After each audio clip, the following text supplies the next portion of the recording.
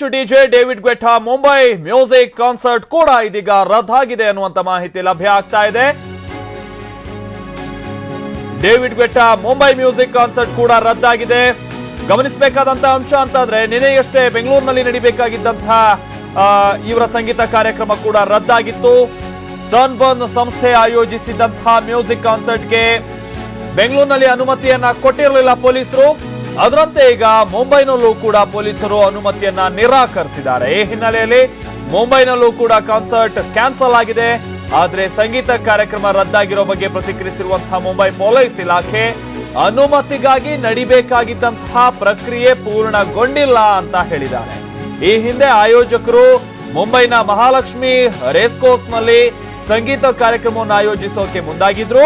ಆದ್ರೆ ಇದಕ್ಕೆ ಬೃಹತ್ ಮುಂಬೈ ಮುನ್ಸಿಪಲ್ ಕಾರ್ಪೊರೇಷನ್ ಅನುಮತಿಯನ್ನ ನಿರಾಕರಿಸಿತ್ತು. ಈ ಹಿನ್ನೆಲೆಯಲ್ಲಿ ಕಾರ್ಯಕ್ರಮದ ಸ್ಥಳವನ್ನ ಬಿಕೆಸಿಯ ರಿಲಯನ್ಸ್ ಜಿಯೋ ಗಾರ್ಡನ್ಗೆ ಶಿಫ್ಟ್ ಮಾಡಲಾಗಿತ್ತು. ಆದ್ರೀಗ ಮುಂಬೈ ಕಾರ್ಯಕ್ರಮ ಕೂಡ ರದ್ದಾಗಿದೆ. ಇಲ್ಲಿ ಡೇವಿಡ್ ಗೆಟ್ಟಾ ಬೆಂಗಳೂರಿನಲ್ಲಿ ಕಾನ್ಸರ್ಟ್ ನಿನ್ನೆ ನಡೀಬೇಕಿತ್ತು. ಆದ್ರೆ ಏನು ಸನ್ಬರ್ನ್ ಸಂಸ್ಥೆ ನಡೆಸ್ತಾ ಇದ್ದಂತಹ ಅಥವಾ ಆಯೋಜನೆ ಮಾಡ್ತಾ ಇದ್ದಂತಹ ಕಾರ್ಯಕ್ರಮ ಇದಾಗಿತ್ತು. ಇಲ್ಲಿ ಇನ್ನೂ ಕೂಡ ಗೊಂದಲ ಇತ್ತು. ಅಂದ್ರೆ ಸನ್ಬರ್ನ್ ನೇರವಾಗಿ ಪೊಲೀಸ್ ಇಲಾಖೆ ಮೇಲೆ, ಅದರಲ್ಲೂ ಬೆಂಗಳೂರಿನ ಪೊಲೀಸ್ ಇಲಾಖೆ ತೋರಿದಂತ ಅಸಹಕಾರವೇ ನಮ್ಮ ಕಾರ್ಯಕ್ರಮ ರದ್ದಾಗೋದಕ್ಕೆ ಅಂತ ಹೇಳ್ಕೊಂಡು ಓಡಾಡ್ತಾ ಇದ್ದಾರೆ, ಅಥವಾ ಈ ರೀತಿಯಾದಂತಹ ಮಾಹಿತಿಯನ್ನ ಈಗ ಆಲ್ರೆಡಿ ಟಿಕೆಟ್ ಬುಕ್ ಮಾಡಿದವರಿಗೆ ನೀಡ್ತಾ ಇದ್ದಾರೆ ಅನ್ನುವಂಥದ್ದನ್ನ ಬೆಂಗಳೂರು ಪೊಲೀಸರು ಕೂಡ ಒಂದು ಹಂತದಲ್ಲಿ ಆಕ್ಷೇಪ ವ್ಯಕ್ತಪಡಿಸ್ತಾ ಇದ್ರು. ಕಾರಣ ಅಂತಂದ್ರೆ ಮೊದಲೇ ನಮಗೆ ಮಾಹಿತಿಯನ್ನ ಕೊಡಬೇಕಿತ್ತು. ಜೊತೆಗೆ ಎಪಿಎಂಸಿ ಚುನಾವಣೆ ಇದ್ದಂತಹ ಸಂದರ್ಭಕ್ಕೋಸ್ಕರ ಅಲ್ಲೂ ಕೂಡ ಸಿಬ್ಬಂದಿಯನ್ನ ನಿಯೋಜನೆ ಮಾಡಬೇಕಾಗಿತ್ತು. ಹೀಗಾಗಿ ಇದು ಸಂಪೂರ್ಣವಾಗಿ ಸಂಸ್ಥೆ ಮಾಡಿರುವಂತದ್ದು, ಆಯೋಜಕರ ತಪ್ಪು ಅನ್ನುವಂಥದ್ದು ಬೆಂಗಳೂರು ಪೊಲೀಸರ ಒಂದು ವಾದ ಆಗಿತ್ತು. ಆದ್ರೆ ಇಲ್ಲೇ ಇರುವಂತಹ ಗೊಂದಲದ ಮಧ್ಯೆನೆ, ಅದು ಆಯೋಜಕರು ಜೊತೆಗೆ ಪೊಲೀಸ್ ಇಲಾಖೆ ನಡುವಿನ ಗೊಂದಲದ ನಡುವೆನೆ ನಿನ್ನೆ ನಡೀಬೇಕಿದ್ದಂತಹ ಮ್ಯೂಸಿಕ್ ಕಾನ್ಸರ್ಟ್ ಕೂಡ ರದ್ದಾಗಿತ್ತು. ಈಗ ಮುಂಬೈನಲ್ಲಿ ನಡೀಬೇಕಾಗಿದ್ದಂತಹ ಕಾನ್ಸರ್ಟ್ ಕೂಡ ಕ್ಯಾನ್ಸಲ್ ಆಗಿದೆ ಅಂತ ಹೇಳಿ ತಿಳಿದು ಬಂದಿದೆ. ಅಗೈನ್ ಅಲ್ಲಿ ಪೊಲೀಸರು ಹೇಳ್ತಾ ಇರುವಂತದ್ದು ಕೆಲ ನಿಯಮವನ್ನ ಪಾಲಿಸುವಂತ ನಿಟ್ಟಿನಲ್ಲಿ ಅಥವಾ ಪರ್ಮಿಷನ್ ಅನ್ನ ಕೊಡಬೇಕಾದಂತಹ ಸಂದರ್ಭದಲ್ಲಿ ಪಾಲಿಸಬೇಕಾಗಿದ್ದಂತಹ ಒಂದಷ್ಟು ಪ್ರೊಸೀಜರ್ ಗಳನ್ನ ಪಾಲಿಸುವ ಸಂದರ್ಭದಲ್ಲಿ ವಿಳಂಬ ಆಗಿದೆ. ಹೀಗಾಗಿ ನಾವು ಅನುಮತಿಯನ್ನ ಕೊಡ್ತಾ ಇಲ್ಲ ಅಂತ ಅವರು ಹೇಳಿದ್ದಾರೆ ಅಂತ ಹೇಳಿ ತಿಳಿದು ಬಂದಿದೆ. ಈ ಬಗ್ಗೆ ಮತ್ತಷ್ಟು ಮಾಹಿತಿ ಕೊಡ್ತಾರೆ ನಮ್ಮ ಪ್ರತಿನಿಧಿ ನಾಗೇಂದ್ರ ಬಾಬು. ನಾಗೇಂದ್ರ ಬಾಬು, ಈಗ ನಿನ್ನೆ ತನಕನೂ ಆಯೋಜಕರು ಬೆಂಗಳೂರಿನ ಪೊಲೀಸರು ವಿಚಾರವಾಗಿ ಬಹಳಷ್ಟು ಕಡೆ ಇದು ಪೊಲೀಸರು ನೀಡಿದಂತಹ ಅಥವಾ ನೀಡ್ತಾ ಇಲ್ಲ ಸಹಕಾರ ಅನ್ನುವಂತ ವಿಚಾರವಾಗಿನೇ ನಾವು ಕ್ಯಾನ್ಸಲ್ ಆಗಿದೆ ಅನ್ನುವಂಥದ್ದನ್ನ ಹೇಳ್ಕೊಂಡು ಓಡಾಡ್ತಾ ಇದ್ರು. ಸೊ ಈಗ ಮುಂಬೈ ಪೊಲೀಸರು ಕೂಡ ಇದಕ್ಕೆ ಅನುಮತಿಯನ್ನ ನಿರಾಕರಿಸಿದ್ದಾರೆ ಅಂತ ಹೇಳಿ ತಿಳಿದು ಬಂದಿದೆ. ಇಲ್ಲ ಒಂದ್ ಕಡೆ ಇದು ಆಯೋಜಕರು ಮಾಡ್ತಾ ಇರುವಂತ ಮೇಲಿನ ತಪ್ಪು ಅನ್ನುವಂಥದ್ದು ಒಂದು ಹಂತದಲ್ಲಿ ಇಲ್ಲಿ ಸ್ಪಷ್ಟ ಆಗ್ತಾ ಇದೆ ಅನ್ಸುತ್ತೆ. ಯಾವ ಕಾರಣಕ್ಕಾಗಿ ರದ್ದಾಗಿದೆ, ಏನ್ ಡೀಟೇಲ್ಸ್ ಲಭ್ಯ ಆಗಿದೆ ನಾಗೇಂದ್ರ ಬಾಬು?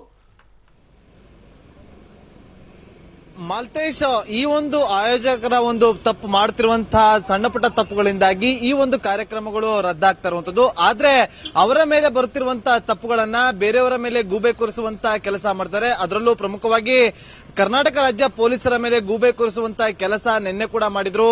ಅದರ ಬಗ್ಗೆ ಸಾಕಷ್ಟು ಒಂದು ಸಂದೇಶಗಳನ್ನ ಟ್ವಿಟರ್ಗಳಲ್ಲಿ, ಸಾಮಾಜಿಕ ಜಾಲತಾಣಗಳಲ್ಲಿ ಪೊಲೀಸರಿಗೆ ಕಾನೂನು ಸುವ್ಯವಸ್ಥೆಯನ್ನ ಕಾಪಾಡೋದಕ್ಕೆ ಆಗೋದಿಲ್ಲ ಅಂತೇಳಿ ಮ್ಯೂಸಿಕ್ ರಾಕ್ ಕಾರ್ಯಕ್ರಮವನ್ನ ರದ್ದುಗೊಳಿಸೋದಕ್ಕೆ ನಾವು ಮುಂದಾಗಿದ್ದೀವಿ ಅನ್ನೋ ಒಂದು ಟ್ವೀಟ್ ಅನ್ನು ಕೂಡ ಮಾಡಿದ್ರು. ಅದೇ ರೀತಿಯಾಗಿ ಸಾಮಾಜಿಕ ಜಾಲತಾಣಗಳಲ್ಲಿ ಆ ಒಂದು ಸಂದೇಶವನ್ನ ಹರಿದು ಬಿಡಲಾಗಿತ್ತು.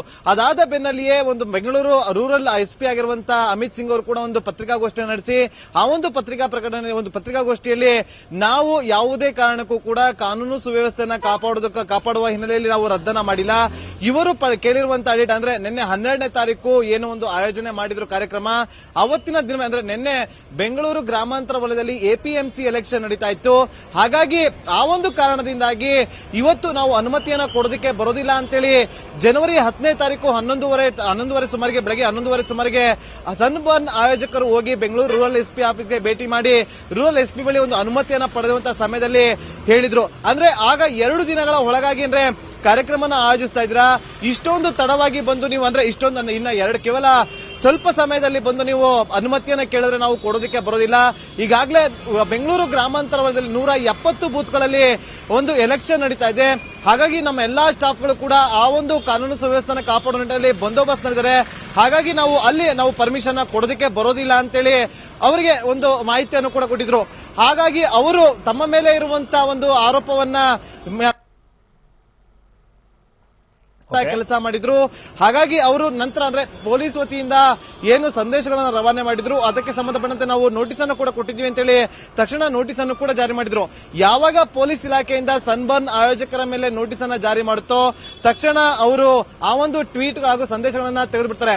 ಆದ್ರೆ ನಿನ್ನೆ ಒಂದು ರಾಷ್ಟ್ರ ಮಟ್ಟದಲ್ಲಿ ಬೆಂಗಳೂರು ಸೇಫ್ ಅಲ್ಲ, ಬೆಂಗಳೂರು ಪೊಲೀಸರು ಕಾನೂನು ಸುವ್ಯವಸ್ಥೆನ ಕಾಪಾಡುವ ನಿಟ್ಟಿನಲ್ಲಿ ವಿಫಲರಾಗ್ತಿದ್ದಾರೆ ಅಂತೇಳಿ ಸಾಕಷ್ಟು ಚರ್ಚೆಗೆ ಗ್ರಾಸವಾಗಿತ್ತು. ಇದಕ್ಕೆ ಸಂಬಂಧಪಟ್ಟಂತೆ ನ್ಯಾಷನಲ್ ಮೀಡಿಯಾದಲ್ಲೂ ಕೂಡ ಬೆಂಗಳೂರು ಇಸ್ ಅನ್ಸೇಫ್ ಅನ್ನೋ ಒಂದು ವಿಚಾರದಲ್ಲಿ ಪ್ಯಾನಲ್ ಡಿಸ್ಕಷನ್ ಕೂಡ ಮಾಡಿದ್ರು.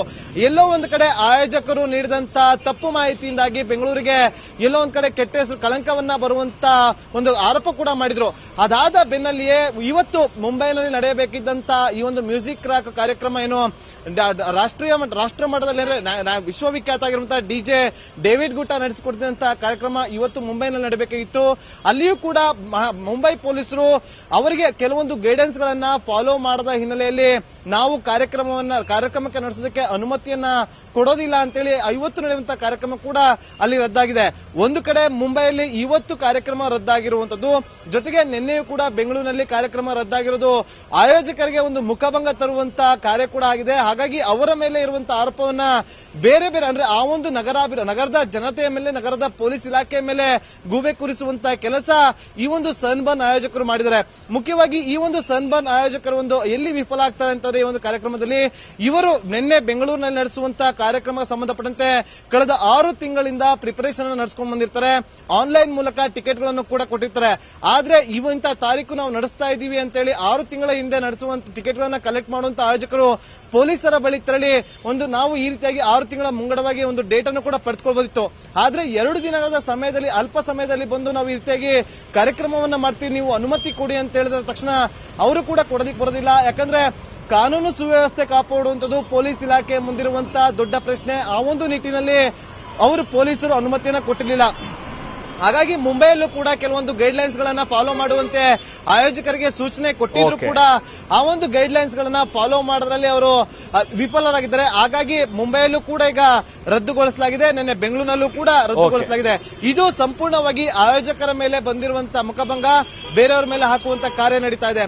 ಮಾಲ್ತೇಶ್. Okay, thank you.